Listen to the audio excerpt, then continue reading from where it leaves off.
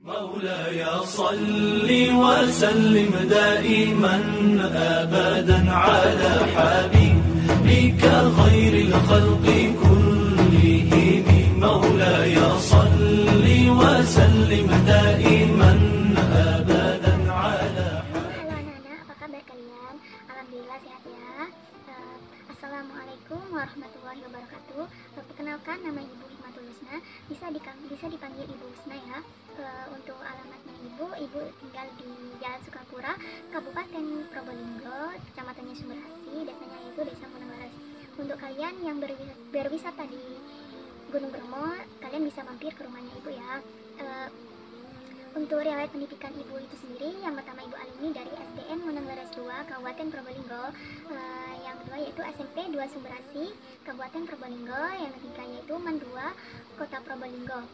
Untuk kuliahnya itu sendiri, Ibu dari sekarang kuliah di IAIN Jember, Prodi PHI, tepatnya yaitu di kelas A3, yaitu Ibu masih menempuh semester 6. Di sini Ibu akan mengajarkan yaitu Al-Quran, pembelajaran Al-Quran hadis. Tepatnya di bab Ibu akan mengajarkan yaitu bab 4 semester genap, yaitu kelas 9, yaitu materinya tentang menempatkan bacaan gharib dalam Al-Quran dan membentuk sikap cermat. Nanti Ibu akan memberikan slide-slide apa saja materi tentang menempatkan bacaan gharib dalam Al-Quran itu sendiri. Nanti kalian bisa pelajari untuk slide-slide-nya, dan untuk kalian yang tidak tahu atau masih belum paham, kalian bisa tanyakan ke Ibu ya. Terima kasih. Baik anak-anak, Ibu di sini akan menjelaskan tentang RPP, yaitu mata pelajaran Al-Quran hadis, kelas 9 semester genap. Materi pokoknya yaitu bacaan gharib dalam Al-Quran. Untuk alokasi waktunya itu sendiri 3 kali pertemuan ya, 2 kali 40 menit. Tujuan pembelajaran itu sendiri yaitu yang pertama yaitu mendiskusikan pengertian bacaan gharib, yaitu Imala, Isyam, Taslim, Nahi, Mat atau Qasar yang ada dalam Al-Quran dengan baik. Yang kedua yaitu mengidentifikasi bacaan gharib, yaitu Imala, Isyam, Taslim, Nahi, Mat atau Qasar yang ada dalam Al-Quran dengan tepat. Yang ketiga yaitu menerapkan bacaan Imala, Isyam, Taslim, Nahi, Mat atau Qasar yang ada dalam Al-Quran secara benar. Untuk kegiatan pembelajaran itu sendiri, yang pertama yaitu kegiatan pendahuluan. Yang pertama yaitu salam dan doa, dan yang kedua yaitu mengondisikan suasana belajar yang menyenangkan. Yang ketiga yaitu persepsi, yang terakhir yaitu menyampaikan tujuan pembelajaran dalam ikut penilaian itu sendiri. Untuk kedua yaitu kegiatan inti. Yang pertama yaitu membentuk kelompok kecil. Nanti kalian yaitu dibagi kelompok kecil, dan untuk tugas-tugasnya nanti Ibu akan memberikan. Yang kedua yaitu menyampaikan sekilas tentang gambaran materi, dan nanti Ibu akan menjelaskan tentang materi-materi tersebut. Apa saja yang Ibu sampaikan nanti bisa kalian tulis. Yang ketiga yaitu siswa membaca dan mengartikan aja yang telah disediakan tentang bacaan gharib dalam Al-Quran itu sendiri. Yang keempat yaitu nanti Ibu akan memberikan motivasi berupa pertanyaan ataupun pernyataan terkait dengan materi tersebut. Yang kelima yaitu kalian akan membentuk kelompok dan mengumbar informasi terkait dengan bacaan gharib dalam Al-Quran itu sendiri. Yang terakhir yaitu setiap kelompok akan menyimpulkan secara bergantian dan saling menanggapi apa saja yang kalian ketahui tentang bacaan gharib itu sendiri.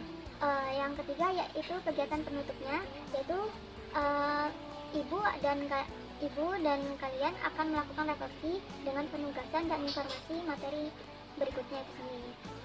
Untuk penilaian hasil pembelajaran itu sendiri, yaitu Ibu akan memberikan yaitu penilaian sikap, yang kedua yaitu penilaian pengetahuan kalian, yang ketiga yaitu penilaian keterampilan.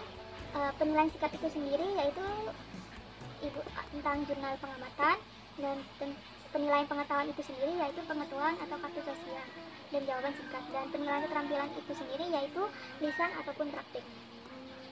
Itu ya yang dapat Ibu jelaskan tentang RPP, yaitu rencana pelaksanaan pembelajaran dalam materi bacaan gharib dalam Al-Quran kelas 9 semester genap. Gharib merupakan isim dari kata ghoroba yadribu yang artinya tersembunyi atau samar.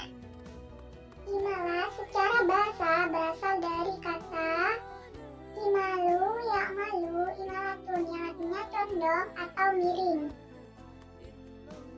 Cara istilah yang pertama yaitu mencondongkan bacaan harokat fathah pada harokat kasroh sekitar 2/3-nya. Yang kedua yaitu memiringkan bacaan fathah ke arah bacaan kasroh atau memiringkan bacaan alif ke arah iya. Ismam secara bahasa artinya menggabungkan, memadukan, mencampurkan. Untuk pengertiannya yaitu mencampurkan doma pada sukun dengan memonjongkan bibir. Tashil artinya lunak, meringankan. Untuk pengertiannya yaitu membaca antara hamzah dan alif. Hamzah pertama dibaca tahqiq atau jelas dan pendek, sedangkan hamzah kedua dibaca tashil. Nakli dari kata nakola, yang kola, nakola berarti memindah, menggeser. Untuk pengertiannya yaitu memindahkan harokat hamzah ke huruf mati sebelumnya. Setelah itu hamzahnya dibuang. Mad dan qosor artinya memanjangkan dan memendekkan bacaan Al-Quran. Hukum mad itu sendiri menurut bahasa yaitu memanjangkan dan menambah. Menurut istilah memanjangkan suara huruf mad. Demikian materi yang Ibu sampaikan pada hari ini, dan untuk selanjutnya materi ini tolong dipahami ya anak-anak dan ditulis di buku masing-masing untuk bacaan qorib dalam Al-Quran itu sendiri. Baik anak-anak, kita cukupkan untuk materi hari ini dan Ibu akan menjelaskan untuk materi berikutnya pada pertemuan berikutnya. Wa taufiq wal hidayah. Wassalamualaikum warahmatullahi wabarakatuh.